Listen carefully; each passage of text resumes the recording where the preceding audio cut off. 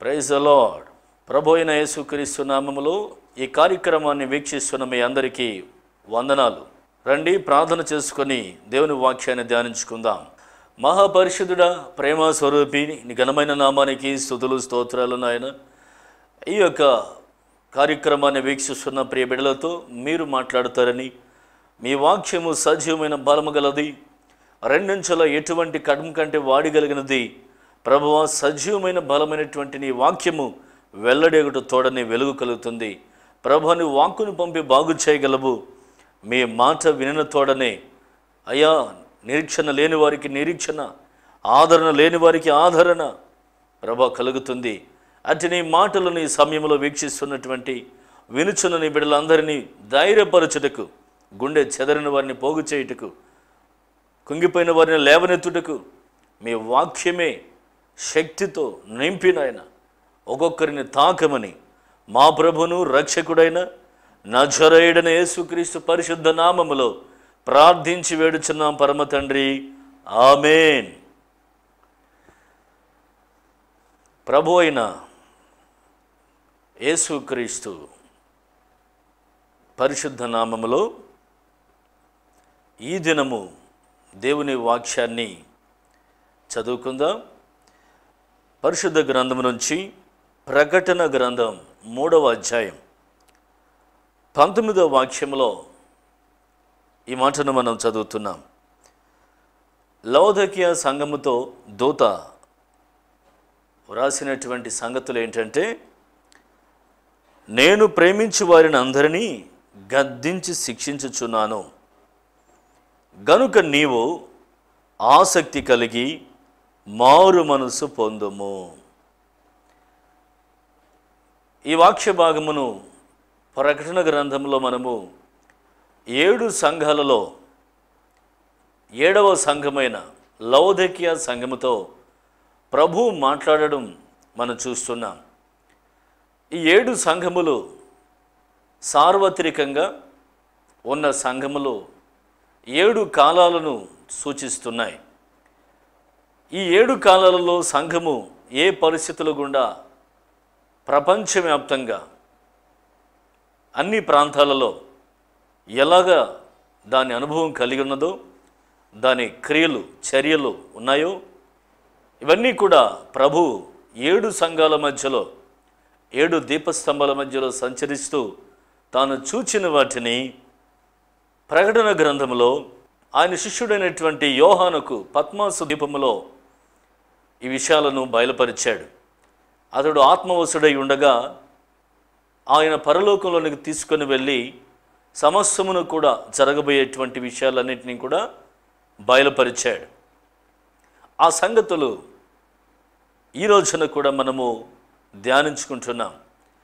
మరి ప్రారంభం నుంచి సంఘము ఏర్పడినది మొదలుకొని సంఘములో ఎలాంటి పరిస్థితులు వచ్చాయి, ఏ విధమైన ఒడిదుడుకులకు సంఘము లోనైంది, తిరిగి దాన్ని ఎలాగా దేవుడు తన వాక్యము చేత రీస్టోర్ చేశాడు, కొంతమంది ఎలాగా మరల మారు మనసు పొందారు, తిరిగి మరల ఎలాగా ఆత్మీయంగా వారు కట్టబడ్డారు, కొందరైతే మారు మనసు పొందకనే దేవుని నోట నుంచి ఉమ్మివేయబడిన పరిస్థితుల్లో ఎన్ని సంఘాలు, ఎన్ని ఆత్మలు అలా తప్పిపోయాయో మనకు తెలియదు. కానీ ఈ వాక్యమును బట్టి చూస్తే నేడు మనతో మాట్లాడొచ్చినటువంటి ఈ యొక్క ప్రకటన గ్రంథం వాక్యాలే ఆది సంఘములో కూడా ప్రారంభ దినాలలో కూడా మరి వారితోనూ మాట్లాడుంటాయి.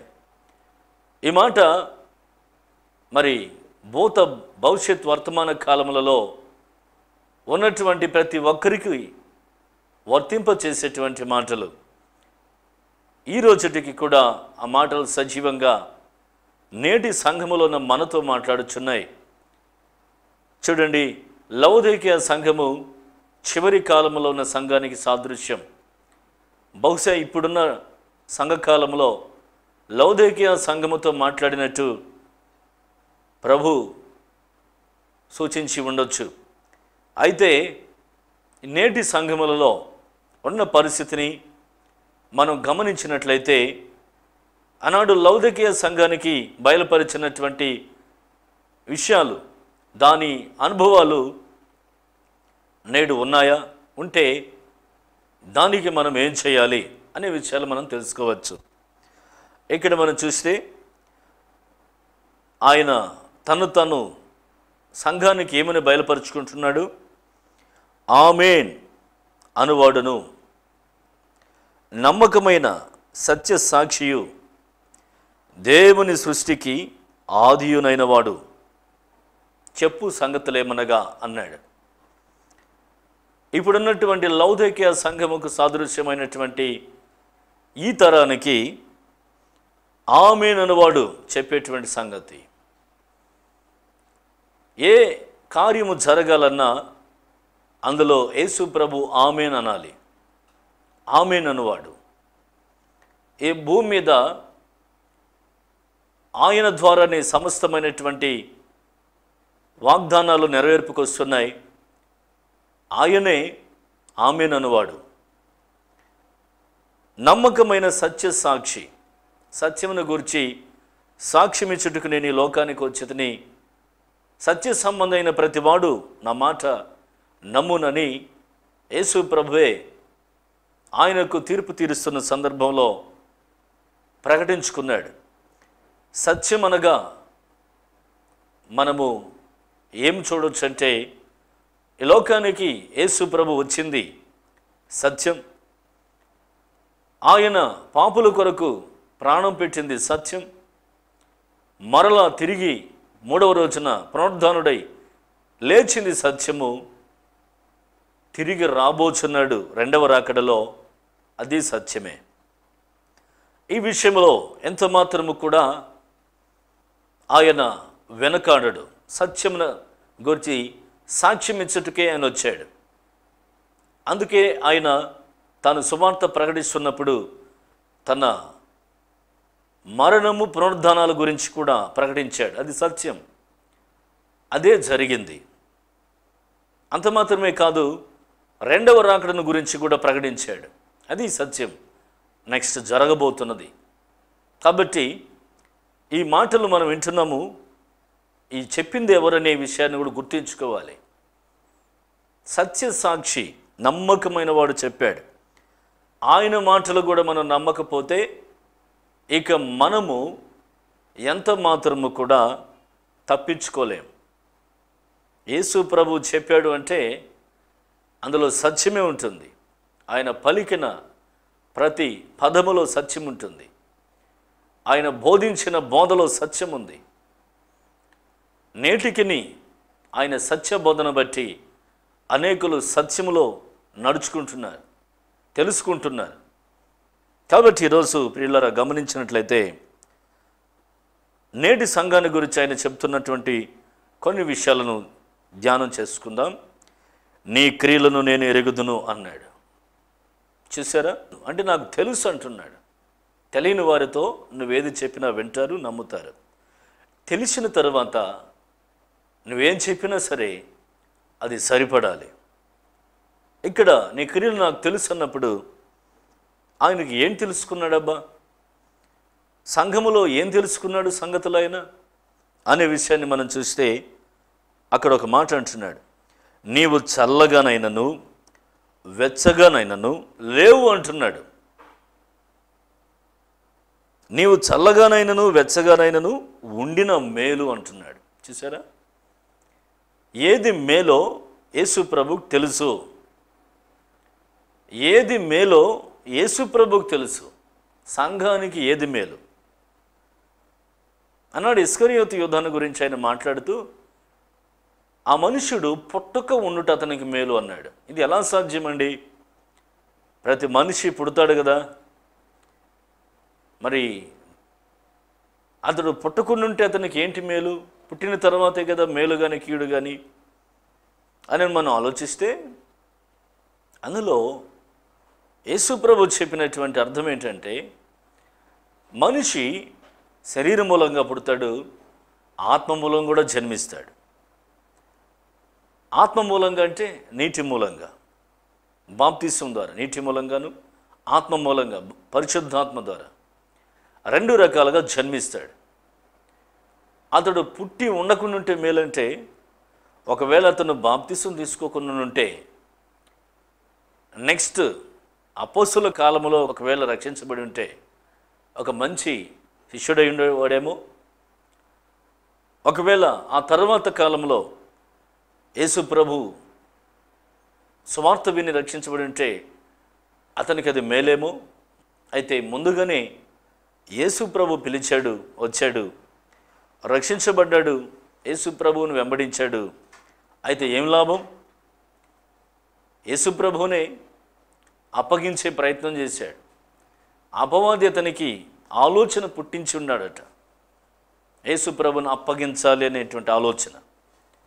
కనుకనే సమయం వచ్చినప్పుడు, అవకాశం వచ్చినప్పుడు అపవాది ప్రేరేపణను బట్టి ఇస్కరియోతు యూదా పనిచేశాడు. అంటే సాతానుకు కూడా ముందే ఒక ప్లాన్ ఉంటుంది. ఏ తరములో సంఘాన్ని బలంగా వాడుకుందాము, ఏ తరములో సంఘం మనకు అనుకూలపడుతుంది అన్నట్టు అది వేచి ఉంటుంది, కాచుకొని ఉంటుంది. ప్రారంభ కాలంలో సంఘము బహు ఉజ్జీవంగా, ఉత్సాహంగా, ఆత్మీయంగా, దేవుని ప్రేమతో నిండిపోయి ప్రార్థనలు తప్ప, ఉపవాసములు తప్ప, సువార్తలు తప్ప, సంఘము క్షేమం కొరకు ప్రవచించడం తప్ప మరొక సంగతులు ఎరగనటువంటి సంఘం, ఆత్మ సంబంధమైన వరాల కొరకు తప్ప మరి ఏ రకమైనటువంటి లౌకిక సంబంధమైన వాటిని ఎంత మాత్రము కూడా తమలోకి రానియకుండా ఉన్నటువంటి సంఘం, పరిశుద్ధాత్మ చేత బలపరచబడిన సంఘం. కనుకనే సాతాను ఆ కాలంలో ఏమీ చేయలేకపోయి ఉండొచ్చు, కీడు చేయలేకపోయి ఉండొచ్చు, ఆత్మ సంబంధమైన కీడు జరగకపోయి ఉండొచ్చు.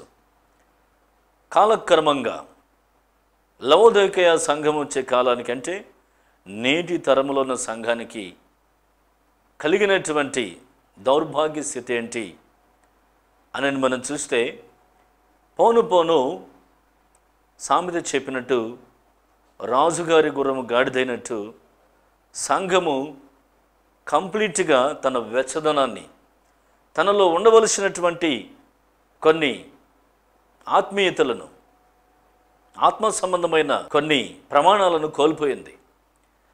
తనకు తానుగా దిగజారిపోతూ వచ్చింది. ఎంతవరకు అంటే యేసు ప్రభువే చెప్తున్నాడు, నీవు వెచ్చగానైనను చల్లగానైనను ఉండక నులివెచ్చగా ఉన్నావు. చూసారా, నులివెచ్చనితనం. అట్లా వెచ్చ కాదు, చల్ల కాదు, నులివెచ్చగా. అంటే మరి ఏ పరిస్థితుల్లో సంఘము ఇప్పుడు ఉన్నదంటే, అట లోకము కంప్లీట్గా లోకం కాదు, లోకం అనుకోవడానికి. అట్లని చెప్పి ఆత్మీయతలో సంపూర్ణ సంఘము కాదు. కంప్లీట్గా క్రీస్తును ధరించుకొని, క్రీస్తు కొరకు డెడికేషన్ కలిగి, క్రీస్తునే సెంటర్గా, ఆయననే కేంద్రంగా కలిగినటువంటి అనుభవం కాదు. అటు లోకము, ఇటు క్రీస్తునందు. అటు లోకాన్ని వదలట్లేదు, క్రీస్తును వదలట్లేదు. అంటే నులివెచ్చనితనం. ఈ పరిస్థితుల్లో నేటి సంఘం ఉండడాన్ని ప్రభు తన మహిమ దృష్టితో చూచాడు, ముందుగానే చూచాడు. అందుకనే ముందుగానే ప్రకటన గ్రంథంలో జరగబోయేటువంటి కార్యముల గురించి కూడా ముందుగానే తెలియచేశాడు. ఇక్కడ మనం చూస్తే, నీవు వెచ్చగానైనను చల్లగానైనా ఉండగా నిలువెచ్చగా ఉన్నావు గనుక నేను నిన్ను నా నోట నుండి ఉమ్మివేయను ఉద్దేశించుచున్నాను. ఏం జరుగుతుంది? ఒకవేళ నీవు వెచ్చగా మారితే పర్లేదు, చల్లగా ఉంటే మంచిదే, నెక్స్ట్ వెచ్చబడడానికి అవకాశం ఉంటుంది. అంటే యేసు ప్రభుని తెలుసుకోవడానికి, రక్షించబడడానికి, ఆత్మీయతలో ఎదగడానికి ఒక అవకాశం ఉంది. మరి వెచ్చగా ఉంటే మంచిది, దాన్ని ప్రభు కోరుచున్నాడు. ఈ రెండు స్థానాలను కోల్పోయి మరల నులివెచ్చటికి వస్తే, అంటే వెచ్చగా మారి మరలా చల్లగా మారిపోవడం, కొంచెం వెచ్చదనం కలిగి ఉండడం. ఇప్పుడున్నటువంటి సంఘము ఆ స్థితికి మారిపోయింది. నేను నా నోట నుండి ఉమ్మివే ఉద్దేశించుచున్నాను అంటున్నాడు. చూసారా, ఆయన తన నోట ఉంచుకొని దాని రుచి చూడకుండానే, రుచించకపోగా ఇక అవసరం లేదనుకొని దాన్ని నోట నుంచి ఉమ్మివేస్తే పరిస్థితి ఏంటి? ఒక్కసారి ఆయన నోటితో రుచి చూచి ఇక అవసరం లేదనుకొని బయటకు ఉమ్మివేస్తే ఇక జీవితంలో ఇంక ఏ తరంలోనైనా తిరిగి ఆ సంఘము రుచి చూడగలడా? ఆ సంఘాన్ని మరలా పరీక్షించగలడా? ఒకవేళ ఇప్పుడు మారిందేమో, ఇప్పుడేమన్నా రక్షణ కలిగిందేమో, కొంచెం ఏమన్నా మార్పు వచ్చిందని మరొకసారి పరిశీలించడానికి కూడా అవకాశం ఉండదు. అది ఉమ్మివేయడం అంటే. కంప్లీట్గా ఎన్నటికీ ఇక నోటను పడనీయకుండా బయటకు ఉమ్మివేసే పరిస్థితి. ఈ పరిస్థితుల్లో సంఘం ఉంటే సంఘమును ఏ విధంగా ప్రభు చేర్చుకుంటాడు? మరలా ఏ విధంగా ప్రభు సన్నిధానానికి సంఘము ఆయన సింహాసనం వద్దకు రాగలదు? ఆయన కరుణాపీఠం వద్ద నిలబడగలదు? పరిస్థితులను బట్టి చూస్తే దేశము, ప్రపంచమంతా కూడా ఏదో ఒక రకమైనటువంటి వ్యాధి వలనో తెగులు వలనో తిరిగి సంఘానికి రాలేకనే కొంతమంది మరలా లోకంలో కలిసిపోతున్నారు. ఒకప్పుడు వస్తున్న వాళ్ళే, ఒకప్పుడు ఆత్మీయతలు ఎదిగిన వాళ్ళే, ప్రార్థనలో పోరాడిన వారే, కానీ వారి స్థితిని బట్టి ఈ యొక్క లాక్డౌన్ కారణంగానో పరిస్థితుల కారణంగానో నెక్స్ట్ వారిని చూస్తే వారు సంఘంలో కనబడకపోవచ్చేమో. అదే ఉమ్మివేయడం అంటే. అందరితోనే వారి యొక్క పరిస్థితులు తారుమారైపోయిన పరిస్థితుల్లో దేవునికి దూరం అయిపోయి ఉండొచ్చేమో. చూసారా, ప్రభు చూస్తున్నాడు. సంవత్సరములు జరుగుతున్నాయి, ఎంచ దినాలకు వచ్చేసాం. ప్రభు కనులారా చూస్తున్నాడు ఏ పరిస్థితుల్లో నేటి సంఘం ఉంది.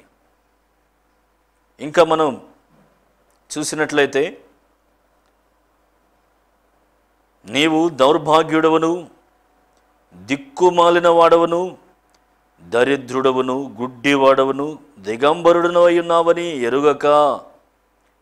సంఘమును గురించి ఆత్మ సంబంధమైన విషయాలను బట్టి ప్రభు గుర్తించినటువంటి స్థితి ఏంటి అంటే, సంఘానికి ఇప్పుడు దౌర్భాగ్యమైన పరిస్థితులు వచ్చేస్తున్నాయి. ఎంత దౌర్భాగ్యం అంటే, దేవుణ్ణి వెతికేవారు కనబడట్లేదు సంఘములో. వారి వారి యొక్క స్వార్థాన్ని వెతుక్కునేవాళ్ళుగాను, వారి వారి ఇష్టాలను నెరవేర్చుకున్నట్టు కొరకును, వారి సొంత స్వబుద్ధిని ఆధారం చేసుకొని జీవించడానికి మాత్రమే కోరుతున్నారు. దేవుని చిత్తం ప్రకారం, ఆయన ఇష్టం ప్రకారం సంఘ క్షేమాభివృద్ధి కొరకు, సంఘ అభివృద్ధి కొరకు, సంఘములో ఉన్న అందరి యొక్క మేలు కొరకు పాటుపడే ప్రయాసపడేటువంటి అనుభవాలు నేడు సంఘములలో కనబడడం కనుమరుగైపోయిందంటే దానికి ఎవరు బాధ్యులు అంటే సంఘమే. దౌర్భాగ్యుడు అని అంటున్నాడు. ఇంకా చూస్తే మరి దిక్కుమాలిన వాడవు అని అంటున్నాడు. దిక్కుమాలడం అంటే ఏంటి? ఎవరు దిక్కు లేకపోవడం, అనాథగా మిగిలిపోవడం, ఇక దేనికి ఎవరు కూడా ముందుకు రాకపోవడం. చూసారా, నేటి సంఘములో, సమాజంలో పరిస్థితులు ఎలా ఉన్నాయి? ఏది జరిగినా దిక్కుమాలినటువంటి పరిస్థితే. మంచి కానీ కీడు కానీ ఎవరికి ఏది జరిగినా వాళ్ళ పరిస్థితులు దిక్కుమాలిన పరిస్థితిగా మారిపోతుంది. ఈ విషయాన్ని సంఘము మునుపెన్నడూ ఊహించుండదు. ఇంత దిక్కుమాలిన పరిస్థితికి సంఘం వస్తుందా? ఒకవేళ లోకంలో ఉన్న పరిస్థితులు కూడా అలాగే ఉండొచ్చు, కానీ ప్రభు లోకాన్ని చూడట్లేదు, సంఘాన్ని చూస్తున్నాడు. సంఘముకు పట్టిన స్థితిని చూస్తున్నాడు, గతిని చూస్తున్నాడు. ఒకప్పుడు ఇలా ఉన్నిందా అంటే లేదు. సంఘములో ప్రతి దినము తప్పక కూడుకునేవారు. అందరూ కలిసి తమ కలిగిందంతా కూడా అమ్మి సమిష్టిగా పంచుకునేవారు. అపొస్తలుల పాదముల ఎదుట తమ కలిగిన తీసుకొచ్చి అమ్మి పాదాల దగ్గర పెట్టేసేవాళ్ళు, లెక్క చేసేవారు కాదు. సంఘములో ఎలాంటి లేమి, కొదవ, కరువు, కంటకం లేనేలేదు. అందరూ సంతోషంగా, ఆనందంగా, ఆత్మీయంగా ఎదుగుచూ బలపడుతూ ఉండేవారు. ఇంకనూ చూస్తే దరిద్రుడవను, గుడ్డివాడవను, దిగంబరుడునై ఉన్నావని ఎరుగక అంటున్నాడు. ఏంటి దరిద్రత? ఏంటి లేమి? ఆత్మీయ లేమి, దరిద్రత, ఆత్మీయ దరిద్రత. పరిశుద్ధత లేదు, పవిత్రతకు అర్థము కనబడట్లేదు, రక్షణను గురించిన ఆసక్తి కనబడట్లేదు, విశ్వాసము అన్న మాట తగ్గిపోయింది. విశ్వాసం యొక్క ఆలోచించేటువంటి వారు లేరు. విశ్వాసంతో బ్రతకాలనేటువంటి, విశ్వాసాన్ని కాపాడుకోవాలనేటువంటి ఆసక్తి నేటి రోజులు కనబడట్లేదు. ఎలాగైనా సరే బ్రతకాలి, అది విశ్వాసంగానో లేదా అవిశ్వాసంగానో, ఎట్టకేలకు మనము జీవించాలి. నీతిమంతుడు విశ్వాసమూలంగా బ్రతుకునని వాక్యము సెలవిస్తే ఏదో ఒక రకంగా బ్రతకవచ్చు అనేటువంటి పరిస్థితుల్లో అంతటి దరిద్రతలోనికి సంఘము వెళ్ళిపోయిందని ప్రభు హెచ్చరిస్తున్నాడు. అంత మాత్రమే కాదు, గుడ్డివాడవు అంటున్నాడు. ఏ గుడితనము? ఆత్మీయ గుడితనం. అంత మాత్రమే కాదు, దిగంబరుడవై ఉన్నావని ఎరగక అంటున్నాడు. ఏ దిగంబరత్వము? రక్షణ వస్త్రాలు కోల్పోవడం, మహిమ వస్త్రాలు కోల్పోవడం, దేవుడిచ్చినటువంటి ఆ యొక్క సర్వాంగ కవచాన్ని కోల్పోవడం, మరి శత్రువు ఎదుట దిగంబరుడిగా కనబడడం, అపవాదికి దిగంబరుడిగా కనబడడం. చూసారా? ఓడిపోవడం, పతనమైపోవడం. ఈ పరిస్థితుల్లో ఉన్నావని ఎరగక మరి నీవు ఏం చేయాలి? ఒకవేళ నీవు వీటన్నిటిని గుర్తించి తిరిగి రికవరీ చేసుకోవాలంటే ఏం చేయాలి? ప్రభు అంటున్నాడు, నీవు ధనవృద్ధి చేసుకున్నట్లు అగ్నిలో పుటం వేయబడిన బంగారును, నీ దిశములకు సిగ్గు కనబడుకున్నట్లు ధరించుకున్నటకు తెల్లని వస్త్రాలు. తెల్లని వస్త్రములు పరిశుద్ధతకు సాదృశ్యం. అగ్నిలో పుటం వేయబడిన బంగారు విశ్వాసానికి సాదృశ్యం. మరి నీకు దృష్టి కలిగినట్లు నీ కన్నులకు కాటుక, ఉపదేశం, నీ దర్శనం మరల రూపుదిద్దబడాలంటే తగినటువంటి ఉపదేశం బోధించేటువంటి వారు, తగిన బోధ నా యొద్ద కొనుమని నీకు బుద్ధి చెబుతున్నాను. నేను ప్రేమించి వారిని అందరినీ గద్దించి శిక్షించుచున్నాను గనుక నీవు ఆసక్తి కలిగి మారు మనస్సు పొందో అంటున్నాడు. ఎందుకని ఆయన గద్దిస్తున్నాడు? ప్రేమిస్తున్నాడు కాబట్టి. ఎందుకు శిక్షిస్తున్నాడు? ప్రేమిస్తున్నాడు కాబట్టి. లోకమును ఆయన గద్దించడు, ఇప్పుడు సంఘాన్ని గద్దిస్తాడు. లోకమును శిక్షించడు.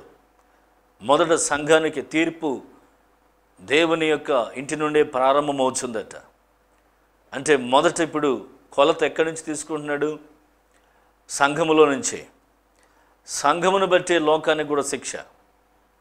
సంఘము బాగుంటే లోకానికి కూడా కొంత ఉపశమనం, కాస్త నెమ్మది. సంఘానికి వచ్చేటువంటి శిక్షలో లోకం కూడా అల్లాడిపోతుంది. అందరూ అనుకుంటారు లోకానికి వచ్చే శిక్షలో సంఘము అల్లాడిపోతుంది అనని. కాబట్టి గుర్తించుదాం, ఆసక్తి కలిగి మారు మనసు పొందడమే సంఘం యొక్క చివరి ప్రయత్నం. నువ్వేం చేసావో నీకు ప్రభు అడగడు, కానీ నీలో ఆసక్తి మారు మనసు కొరకు ఉందా అని చూస్తున్నాడు. కాబట్టి ఈ రోజున మనలో మనము మారు మనసు కొరకు ప్రయత్నం చేద్దాం. ప్రభు చూస్తున్నాడు. నిజముగా ఆసక్తి కలిగి మారు మనసు పొందుతున్నారా? లేదు అప్పటికప్పుడు కాస్త మరి వాక్యం విన్నప్పుడు అలా మార్పు కనబడి మరలా యథాప్రకారంగానే యథా రాజా తథా ప్రజ అన్నట్టు అందరిలో సంఘం ఎట్లా మునపటి వలె యథాప్రకారంగా ఉండడం, దానిని బట్టి లోకానికి కూడా అదే పరిస్థితులు కొనసాగడం, ఇవలాంటి పరిస్థితులు ఉన్నట్లయితే మరి ఆయన చేయబడేటువంటి మరి కార్యం ఏంటంటే ఇక ఆయన నోట ఉంచుకోకుండా ఉమ్మివేయబోతున్నాడు. కాబట్టి గుర్తించుదాం, నేడు విన్న వాక్యము ద్వారా మనలో మనము ఆసక్తిగా మారు మనసు పొంది ఆత్మీయతలో ఎదుగుదాం, విశ్వాసాన్ని సంపాదించుకుందాం, చక్కటి ఉపదేశం ద్వారా మన దృష్టిని దర్శనాన్ని బలపరుచుకుందాం.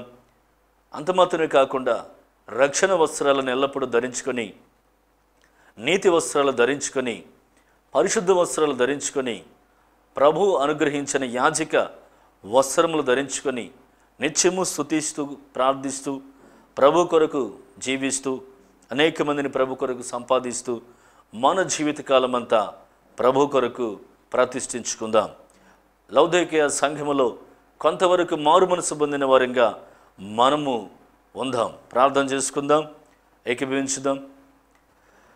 మహాపరిశుద్ధుడా, ప్రేమ స్వరూపి, సమయంలో నీ వాక్యమును ఆలకిస్తున్న బిడ్డల జీవితాలలో నేటి సంఘము లవోదికయ సంఘానికి సాదృశ్యంగా ఏ స్థితిలో నుంచి ఏ స్థితిలోనైనా పడిపోయిందో ప్రభు, ఇది కాలక్రమముగా వచ్చినటువంటి మార్పుగా, ఇది ముందుగానే మీరు సూచించి లవోదికయ సంఘము పేరుతో మీరు ప్రకటించినటువంటి అనుభవమే నేడు మా కళ్ళెదుట కనబడుతున్న అనుభవంగా మరి ప్రభు ఈ రోజున మేము జ్ఞాపకం చేసుకుంటున్నాం. మరి వెచ్చగానైనను చల్లగానైనా ఉండక నులువెచ్చని స్థితిలోనికి సంఘము నేడు వచ్చిన కారణాన ప్రపంచానికి ఎన్నో తెగుళ్ళు, ఎంతో భయంకరమైన నష్టము, ఎంతో మరి ప్రభు కష్టము ఎదురవుతున్నదని గుర్తిస్తున్నాం. మరి నాయన మీరు హెచ్చరిస్తున్నారు, ఇది ప్రేమపూర్వకమైన హెచ్చరిక. గద్దిస్తున్నారు, ఇది ప్రేమపూర్వకమైన గద్దింపు.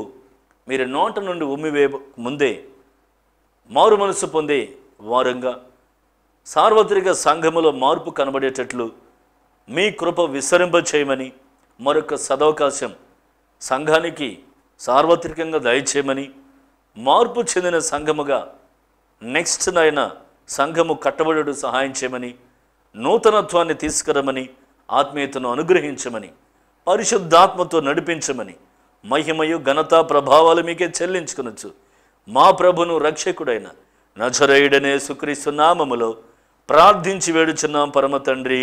ఆమేన్.